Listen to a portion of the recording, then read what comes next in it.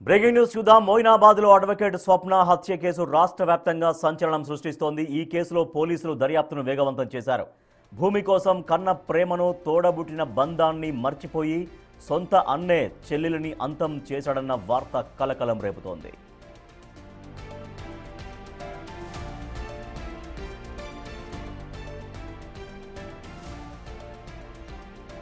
స్వప్న తల్లి వెంకటమ్మ ఆరోపణల ప్రకారం స్వప్నను ఆమె అన్న రాజు, అతడి అనుచరులు దారుణంగా హత్య చేశారు. ఇప్పటికే ప్రధాన నిందితుడు రాజుతో పాటు అతడికి సహకరించిన వీరేశం అనే వ్యక్తిని పోలీసులు అదుపులోకి తీసుకున్నారు. అయితే ఈ హత్యలో మొత్తం 3 వ్యక్తులు పాల్గొన్నారని స్వప్న తల్లి ఆరోపిస్తున్నారు. నిందితులను తాను నేరుగా చూశానని, వారిని గుర్తుపట్టగలనని ఆమె పోలీసులకు వాంగ్మూలం ఇచ్చారు.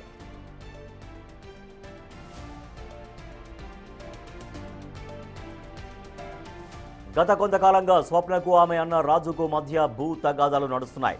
ఆస్తి విషయంలో తలెత్తిన వివాదమే ఈ ఘాతుకానికి కారణమని ప్రాథమికంగా తెలుస్తోంది. అయితే పోలీసులు కేవలం భూ తగాదాలైనా లేక ఈ హత్య వెనుక ఇంకా వేరే ఏమైనా కోణాలు ఉన్నాయా అనే దానిలో విచారణ జరుపుతున్నారు. పరారీలో ఉన్న మరో నిందితుడి కోసం పోలీసులు ప్రత్యేక బృందాలతో గాలింపు చేపట్టారు. ఒక మహిళా అడ్వకేట్ను ఇంత దారుణంగా హత్య చేయడంపై న్యాయవాద సంఘాలు తీవ్ర నిరసన వ్యక్తం చేస్తున్నాయి.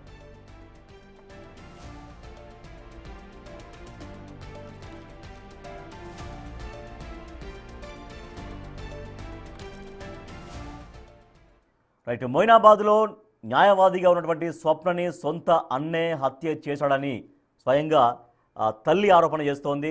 సో ఎవరెవరు దీంట్లో ఉన్నారు, ఎవరెవరు ఈ హత్యలో ఉన్నారనేది నేను గుర్తుపట్టగలను, నిందితుల్ని కూడా నేను చూశాను అంటూ స్వప్న తల్లి పోలీసులకు వాంగ్మూలం ఇచ్చారు. సో సొంత అన్నే స్వప్నను చంపించాడు అన్నటువంటి కోణంలో పోలీసులు దర్యాప్తు చేస్తున్నారు. సో ఆ కోణం ఉందా, ఇంకా మరెవరైనా ఉన్నారా, మరేదైనా వేరే కోణం ఉందా ఈ హత్యకు అనే దానిపైన పోలీసులు ఆరా తీస్తున్నారు. మా ప్రతినిధి అనిల్ మరింత సమాచారం అందిస్తారు. అనిల్, ప్రాథమికంగా భూ తగాదాల విషయమే ఈ హత్యకు దారి తీసిందని చెబుతున్నారు. సో తల్లి కూడా కంప్లైంట్ ఇచ్చింది పోలీసులకి, అన్నే చెల్లెను హత్య చేశాడని. ఇంకా ఎటువంటి ఆధారాలు సేకరించారు పోలీసులు ఈ కేసులో? స్వప్న మర్డర్ కేసులో ప్రజెంట్ అయితే పోలీసులు దర్యాప్తు వేగవంతం చేశారని చెప్పాలి. ముఖ్యంగా అడ్వకేట్ స్వప్నని హత్య చేసింది తన అన్నే అని చెప్పేసి, రాజుయే చంపాడని చెప్పేసి కూడా తల్లి వెంకటమ్మ ఆరోపించిన పరిస్థితి అయితే మనకు కనిపిస్తుంది. అయితే దీనికి సంబంధించి ప్రస్తుతం దానిలో భాగంగానే ప్రజెంట్ రాజుని, అదేవిధంగా తన సహచరుడైనటువంటి డ్రైవర్ వీరేశంని కూడా అదుపులోకి తీసుకున్నారు. అరెస్ట్ చేసినట్టుగా కూడా మనకు అందుతున్న సమాచారం. వాళ్ళిద్దరిని కూడా అరెస్ట్ చేశారు.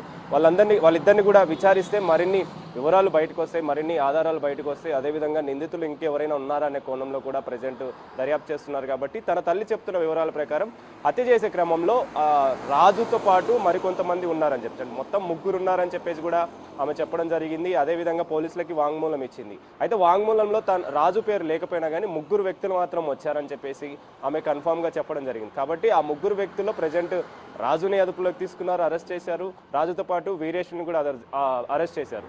మరికొంతమంది అంటే ఆమె చెప్పిన 3లో మరొక నిందితుడి కోసం అయితే గాలింపు చర్యలు చేపట్టారని చెప్పాలి. ముఖ్యంగా రాష్ట్ర వ్యాప్తంగా సంచలనం సృష్టించిన అడ్వకేట్ స్వప్న హత్య కేసులో భూ తగాదాలే ఇందుకు కారణం అని చెప్పేసి, అందుకే ఇంతటి దారుణానికి ప్రజెంట్ రాజు ఒడిగట్టాడని చెప్పేసి కూడా వాళ్ళ అమ్మ చెప్తున్న పరిస్థితి, ఆరోపిస్తున్న పరిస్థితి అయితే మనకు కనిపిస్తుంది. ఈ కేసులో భాగంగానే ప్రజెంట్ డీసీపీ కూడా ఇన్వాల్వ్మెంట్ ఉంది. అంటే డీసీపీ కూడా ఈ కేసుకు సంబంధించి ఇన్వాల్వ్ అయ్యి ఆ కేసును ఛేదించే విధంగా, నిందితుల్ని పట్టుకునే విధంగా అయితే చర్యలు చేపట్టారని చెప్పాలి. ముఖ్యంగా ఈ కేసులో భాగంగా అడ్వకేట్కు సంబంధించి ఒక మహిళా అడ్వకేట్ని ఇంతటి దారుణంగా హత్యకి పాల్పడినటువంటి వాళ్ళని శిక్షించాలని చెప్పేసి న్యాయవాదులు కూడా ఆగ్రహం వ్యక్తం చేసిన పరిస్థితి. నిన్న మొత్తం కూడా ధర్నాలు చేశారు, నిరసనలు చేశారు. ఒక మహిళా అడ్వకేట్ని ఈ విధంగా చంపితే, ఇంత దారుణానికి ఒడిగడితే మరి సామాన్య ప్రజల పరిస్థితి ఏంటి? మాకే రక్షణ లేనప్పుడు మరి సామాన్య ప్రజల పరిస్థితి ఏంటంటే కూడా వాళ్ళు విధులు బహిష్కరించారు. అదేవిధంగా ఈరోజు కూడా దానికి సంబంధించి ఆ విధుల బహిష్కరణ అనేది కొనసాగుతుందని చెప్పాలి. ముఖ్యంగా ఈ కేసులో భాగంగానే అన్నే హత్య చేశాడని చెప్పేసి ఒక ప్రాథమిక అంచనాకైతే పోలీసులు కూడా రావడం జరిగింది. అందులో భాగంగానే ఇప్పుడు ప్రజెంట్ రాజుని అదుపులోకి తీసుకున్నారు, అరెస్ట్ చేశారు. అదేవిధంగా తన సహచరుడిని వీరేష్ని కూడా అరెస్ట్ చేయడం జరిగింది. ఈ రోజు నాకు తెలిసినంత వరకు, అంటే మనకు అందుతున్న సమాచారం ప్రకారం వాళ్ళిద్దరిని కూడా రిమాండ్కి తరలించే అవకాశం ఉంది. మరికొంతమంది ఇందులో ఇన్వాల్వ్ అయ్యి ఉన్నారు కాబట్టి వాళ్ళకి సంబంధించి కూడా గాలింపు చర్యలు చేపట్టారు. అయితే మొత్తానికైతే ప్రాథమికంగా ఒక నిర్ధారణకైతే వచ్చారు. భూ తగాదాల వల్లే, అంటే 4 ఎకరాల భూమి కోసం ఈ తగాదంతా కూడా జరిగింది, ఈ గొడవ అంతా కూడా జరిగిన పరిస్థితి. దాదాపు 3 సంవత్సరాల నుంచి కూడా తన అన్నకి రాజుకి అదేవిధంగా స్వప్నకి వీళ్ళిద్దరి మధ్య కూడా ఈ గొడవలు అనేవి కొనసాగుతూనే వచ్చాయి. ఈ గొడవల విషయంలో 2 సార్లు స్వప్న మొయినాబాద్లోను అదేవిధంగా చేవెళ్ళ పోలీస్ స్టేషన్లో కేసులు పెట్టడం జరిగింది. నాకు ప్రాణహాని ఉందంటూ కూడా ఆమె ఫిర్యాదు చేయడం జరిగింది. ఫిర్యాదులో భాగంగా వాళ్ళు ఇన్వెస్టిగేషన్ చేశారు.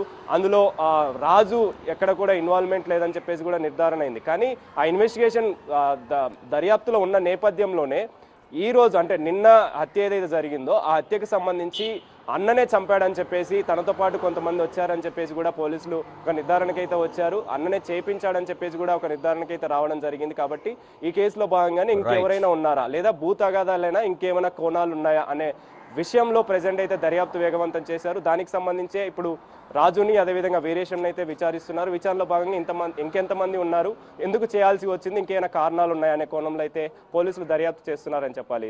Rajesh. Right, thank you Anil. మొయినాబాద్లో స్వప్న అనే న్యాయవాది హత్యకు గురైంది. అయితే భూ తగాదాల కారణంగా సొంత అన్న రాజునే హత్య చేయించాడు, హత్యకు పాల్పడ్డాడని తల్లి వెంకటమ్మ స్వయంగా పోలీసులకు వాంగ్మూలం ఇచ్చింది. సో దీంతో రాజు అలాగే రాజుకు సహకరించినటువంటి వీరేశం అనే మరొక వ్యక్తిని ఇద్దరిని పోలీసులు అదుపులోకి తీసుకొని విచారిస్తూ ఉన్నారు.